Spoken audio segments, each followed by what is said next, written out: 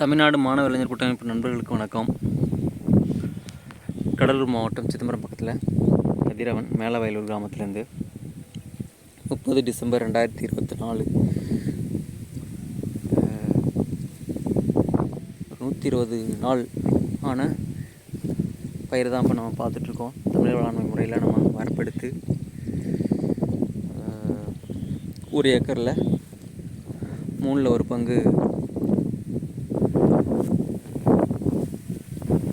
ஒட்டடையானம், அதுக்கப்புறம் உள்ள 2 பங்கு தூய மல்லியும் நட்டிருந்தோம். ஒரு 15-20 நாளைக்கு முன்னாடி எடுத்து பதிவு போட்டிருந்தேன், நண்பர்கள் பார்த்துருக்கலாம். 2.5 அடி 2.25 அடி வரைக்கும் இந்த தண்ணி இப்போதைக்கு ஒரு அடி இருக்குது. கிட்டத்தட்ட ஒரு 20 நாளில்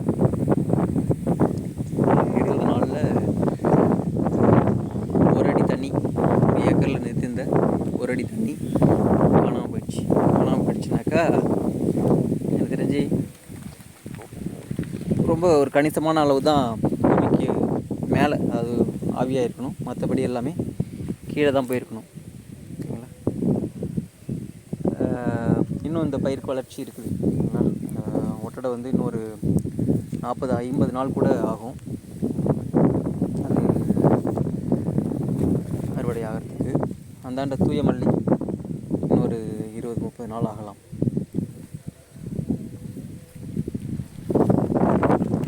இந்த வருஷம் இங்கே நட முடியுமா அப்படின்ற சூழல்லாம் இருந்த சூழலில் நம்ம சமப்படுத்துகிற அந்த ஒரு சிரமம் மட்டும்தான் இருந்தது. அது முதல் ஆண்டு அப்படின்றதுனால, அதுவும் இதுக்கு முன்னாடிலாம் அதை பற்றி எதுவும் புரிதல் இல்லை செஞ்சு பார்த்தது இல்லை அப்படின்றதுனால அது கொஞ்சம் சிரமமான பணியாக தெரிஞ்சுது. மற்றபடி நட்டதுக்கப்புறம் நம்ம இதில் பெருசாக ஒன்றும் இதில் மெனக்கிடலன்னு சொல்லலாம், அப்படி தான் சொல்லணும். நடுற வரைக்கும் மிகுந்த சிரமங்கள்லாம் இருந்தது. ஓகேங்களா? நம்ம நாற்று கலப்புறதுலேருந்து ஒரு பக்கம் மண்ணை நிறுவுறது, இன்னொரு பக்கம் நாற்று கலப்புறது, ரெண்டுமே நம்ம சிரமமாக இருந்தது. அதே சமயத்தில் வரப்புகள்லேயும் நம்ம காய்கறி கன்று இதெல்லாம் முடிஞ்ச வரைக்கும் வைக்கிறதுக்கும் செஞ்சிட்ருந்தோம். இதில் என்ன ஒன்றுன்னா, நம்ம ஆளை வச்சு செஞ்சிடலான்னு பார்த்தாக்கா ஆளுங்க கூடயே தான் நிற்கணும். நம்ம இல்லைனாக்கா நம்ம ஒரு மாதிரி செல்வோம், அவங்க ஒரு மாதிரி நட்டுட்டு போயிடுவாங்க. இந்த வாழை எல்லாமே ஆரம்பத்தில் நம்ம வச்சது தான். அதில் இன்னும் ஆழமாக வைக்கணும் அப்படின்றதில் சில சமயம் நம்ம அப்படியே இந்த கண்ணெல்லாம் மேலாக இருந்தது, இல்லை ஒரு அடி 1.5 அடி இருந்ததெல்லாம் திரும்ப நோண்டிட்டு ஆழத்தில் வச்சதுக்கப்புறம் அதுக்கப்புறமா திரும்ப குளுத்தி மேலே வந்தது தான். இது நம்ம வரப்பில் போட்டிருந்த குச்சி கிழங்கு. இனிமேல் கிழங்கு விட்டுருக்கோம், இருந்தாலும் இப்போதைக்கு நம்ம வரப்பு இடிக்க முடியாது. இதில் வந்து கிழங்கு விட்டுருக்கோம், பட் எடுக்க முடியாது. இன்னும் ஒரு 20 நாள் 30 நாள் கழித்து தான் இதை நம்ம எடுக்க முடியும்னு நினைக்கிறேன். வயல் உள்ள பார்த்துருக்கலாம் எவ்வளோ அலசலாக இருந்தது அப்படின்னு. ஆரம்பத்தில் 1 அடி விட்டு நட்டுருந்தது, அதுக்கப்புறம் நிறையா கரைஞ்சி போனது, சுத்தமாக தேருமா அப்படின்ற இடத்துலலாம் இருந்த வயல் தான் இது. இப்போ பார்த்திங்கனாக்கா ஒட்டடை சுத்தமாக மூடிடுச்சு. இல்லை, கொஞ்சம் கூட கேப்பே இல்லாத அளவுக்கு மூடிடுச்சு. அங்கங்கே படுத்துருக்கு. எனக்கு தெரிஞ்சு இது எல்லாமே ஓரளவுக்கு தண்ணி சுண்டவும் மேலாக இது இன்னும் கொஞ்சம் நெல் முற்றி நம்ம அறுவடை பதத்துக்கு வரவும் தயாராக இருக்கும்னு நம்புகிறேன். இந்த பக்கம் பார்க்குறது நீங்கள் தூய மல்லி அதோட இது அந்தளவுக்கு பச்சை கட்டி வேர் பிடிக்கல டக்குன்னு. இல்லை, நம்ம நட்டோம், நல்ல மழை பிடிச்சிக்கிச்சு. திரும்பியும் ஓரளவுக்கு பள்ளகை கண்ட இடத்துலலாம் திரும்பியும் நட்டோம். திரும்பியும் அந்த நட்டத இடத்துலேருந்து அந்த அளவுக்கு வரல. சரிங்களா? இந்த பாகம்தான் அந்த வயல்லே ஒரு கால்வாசி இந்த வருஷம் வீணாக போனது அப்படின்னு பார்த்தீங்கன்னாக்கா. வீணாக போனதுன்னா அந்த இடத்துல நாற்றே பச்சை கட்டாமல் வேர் ஊனாமல் இருந்த பகுதி இந்த இடம் நீங்கள் பார்க்குறது. இந்த ஒரு ஏக்கரில் 1/4 மடங்கு இந்த மாதிரி போயிடுச்சுன்னு சொல்லணும். மற்றபடி நம்மளை இந்த தமிழர் வேளாண்மை முறையில் செஞ்சதுக்கு ஓரளவுக்கு நம்மளை காப்பாற்றி தான் விட்ருக்கு. சரிங்களா? தூயமல்லி நீங்கள் பார்க்குறீங்க, அங்கங்கே படுத்து கிடக்கு. இருந்தாலுமே நம்ம தண்ணி எதுவும் வடிகட்டலை. நெல்லும் இன்னும் காய் மடங்கியிருக்கு. பால் பிடிச்சி ஒரு சில இதெல்லாம் வந்திருக்கு. ஒரு சிலது நெல் நல்லா முத்தின நெல்லாகவே ஆயிருக்குது. இருந்தாலும் இன்னும் நாள் இருக்குது. 120 நாள் ஆயிருக்கு. தூயமல்லியோட வயசு கிட்டத்தட்ட 140 சொல்லுவாங்க. 140. சரிங்களா? இன்னும் ஒரு 20 நாள்லேருந்து 30 நாளுக்கு நல்லா முழு வயசையும் எட்டிடும். தண்ணியும் இதுக்கப்புறம் நமக்கு மழை எதுவும் இருக்காது. ஓகேங்களா?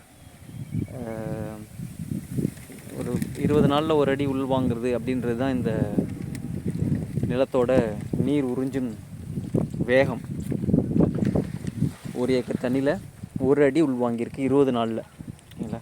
மழை நாள் ஆரம்பித்து கிட்டத்தட்ட ஒரு 2.5 மாதம் இருக்கும். ஓகேங்களா? 2.5 மாதமாக கிட்டத்தட்ட ஒரு 30, 15, 75 நாள். ஓகேங்களா?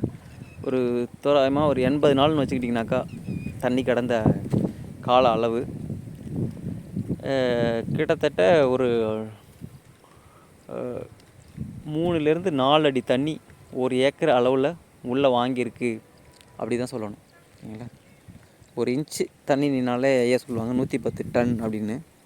சரிங்களா? கிட்டத்தட்ட இது குறைஞ்சது ஒரு 3 அடி தண்ணி இப்போ இந்த 3 மாத கால அளவில் உள்ளே வாங்கியிருக்கு. சரிங்களா?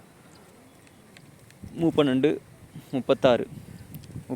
இன்ச்சு தண்ணி 1 ஏக்கர் அளவில் நம்ம இந்த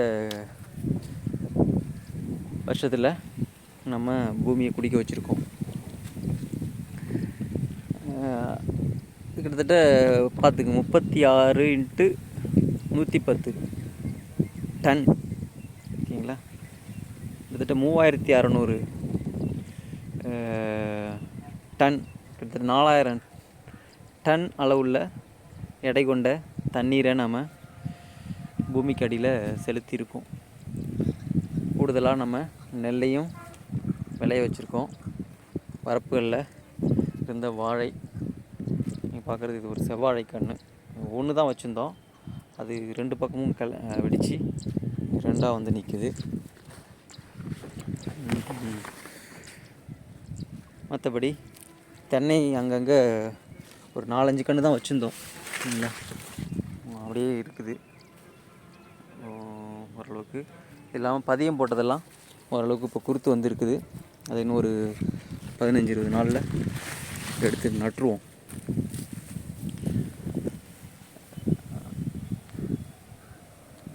இதான் நண்பர்களே என்னுடைய தமிழர் வேளாண்மை அனுபவம். சரிங்களா?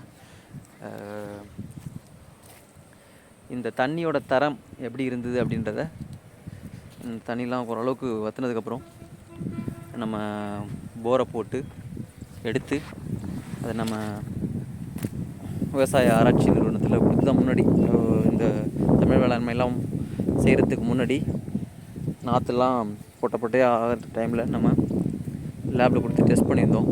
அதோட பிஹெச் வேல்யூ, மின் கடத்தும் திறன் இதெல்லாம் எடுத்து வச்சுருக்கோம். இந்த ஆண்டு அறுவடைக்கு அப்புறமும் நம்ம அதே போரை பூட்டி எந்த லெவலில் இருக்குது அப்படின்றத பதிவில் கொண்டு வரேன்.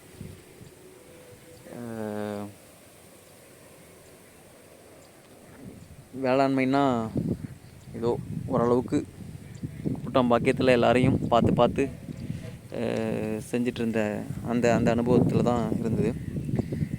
முழுக்க நாமாவே இதை விதை விட்டதுலேருந்து இந்த பால் கட்டி காய் மடங்குற வரைக்கும் நம்ம கற்றுட்ருக்கோன்றது உண்மையிலே ஒரு பெருமையாக இருக்குது. இந்த நேரத்தில் ஐயாவுக்கு மிகப்பெரிய நன்றி சொல்லணும். உலகமே ஒரு பேசிகிட்டு இருக்கோம், ஐயா கொஞ்சம் மாற்றி இதை இப்படி தான் செய்யணும், இதோட முடிவு அங்கே தான் போய் நிற்கும் அப்படின்ற மாதிரியான நிறைய புரிதல்களை கொஞ்சம் கொஞ்சமாக இடித்து சொல்லி நாம் அதை ஆரம்பத்தில் நம்ம செஞ்சு பார்க்காத வரைக்கும் நமக்கு அது புரியாது இல்லைங்களா. அப்படியே தான் நம்ம செய்வோம். அதுக்கப்புறமா அதோட பலன் கிடைக்கும்போது அதில் இருக்கக்கூடிய முழு உண்மையும் தெரிய வரும்போது நாமளே மற்றவங்களுக்கு இன்னும் பல ஆதாரத்தோட உண்மைன்றதை சொல்ல ஆரம்பிச்சிருவோம். இதில் வரப்பு பார்த்திங்கனாக்கா, நம்ம வரப்பில் வயலுக்குள்ளே இருந்த வேலையில் இந்த வருஷம் ரொம்ப அதிகமான மெனக்கெடல் பண்ண முடியல. இருந்தாலுமே நம்ம முடிஞ்ச அளவுக்கு கத்திரி செடி இதுதான் ஐயா நம்ம வயலுக்கு வந்தப்போ நான் மேலாக நட்டிருந்தேன். அதை பிடிங்கிட்டு ஆழமாக வைக்கணும், அப்படி வச்சா தான் வெயில் நாளில் அது தாக்கு பிடிக்கும் அப்படின்னு பிடுங்கி வச்சு காமிச்ச கத்திரி வச்சிருக்கு, சங்கு வச்சிருக்கு, காய்ச்சி இருக்குது. இல்லை வரப்புலெல்லாம் புல்லெல்லாம் அறுத்துட்டு வரப்பு எங்கெங்கெல்லாம் இடைவெளி இருந்ததோ அங்கெல்லாம் வரப்பு போட்டிருக்கோம்.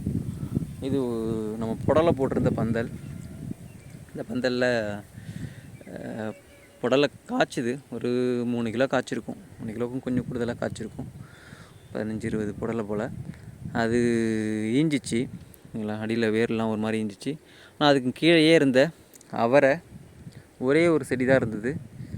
திரும்பியும் இப்போ இதே பந்தலில் படர ஆரம்பிச்சிருக்கு. அடுத்தது சொரை போட்டிருந்தோம் இல்லைங்களா. சொரை ஏற்கனவே கிட்டத்தட்ட ஒரு 20 காய்க்கு மேலே நம்ம பறிச்சிருப்போம். இன்னும் ஒரு அதுக்கப்புறம் தான் அந்த பெங்கல் புயல் வந்ததில் இந்த பந்தல் சாஞ்சிருச்சு. அதுக்கப்புறம் இன்னைய தேதிக்கு இன்னும் ஒரு 10 காய் இருக்குது, கொஞ்சம் பிஞ்சுகள் இருக்குது. கடையிலலாம் நம்ம வாங்கி சாப்பிட்ருப்போம் சுரக்காய்.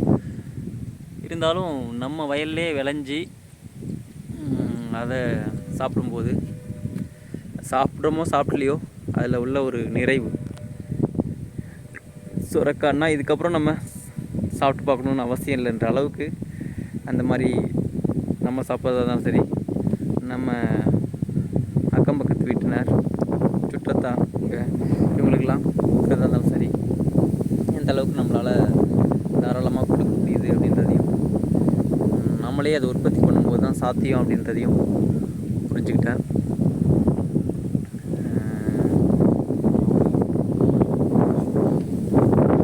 சுரக்காய் கூட்டமே இருக்குது ஓகேங்களா.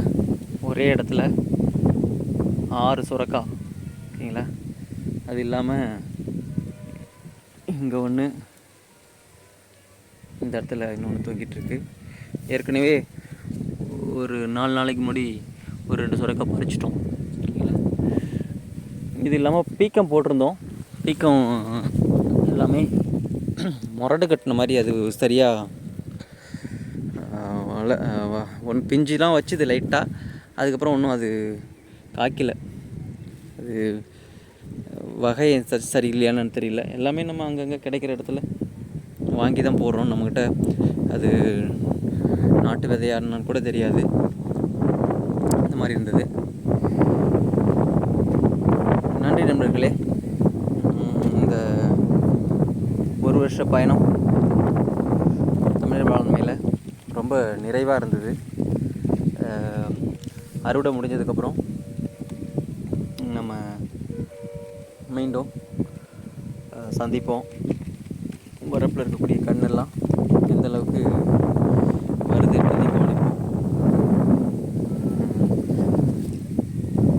தென்னை பதியம் போட்டிருந்தது.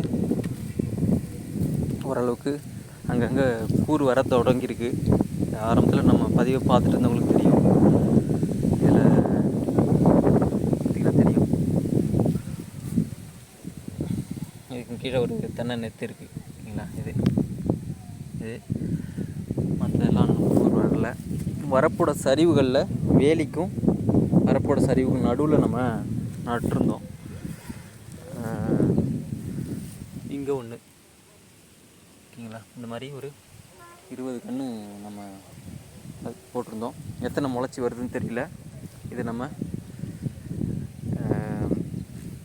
இந்த தண்ணி சுண்டுறதுக்குள்ளே எடுத்து வரப்புலெல்லாம் நட்டாகணும்.